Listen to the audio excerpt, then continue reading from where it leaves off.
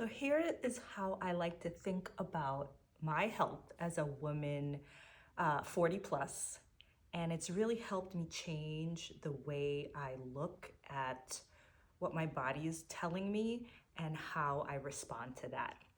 So, you ever had a brown spot of mold that starts growing in your bathroom on the ceiling, right? It's that brown spot and it starts growing big enough to the point where you want to do something about it. So you paint over it.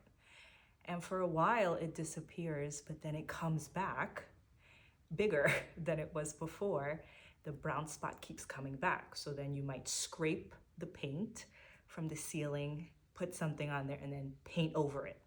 And it should be good for a little bit until not only does the brown spot come back bigger, but then you have mold growing in places that didn't have mold before. So it gets so bad that you have to call the contractor in. And the contractor has to cut a big old hole in the ceiling. And lo and behold, what do they see when they cut that hole in the ceiling? They see that there is a leak coming from the roof. A little leak that has been dropping down slowly, day after day, week after week, month after month, year after year. And that drip has been so consistent that it has caused erosion to the pipes, which is making the leak even heavier. It's causing mold growing inside the ceiling.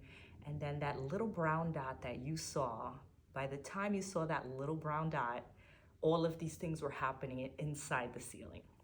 And that's how I like to think about my health. And what is the little brown dot for me? What is my body telling me?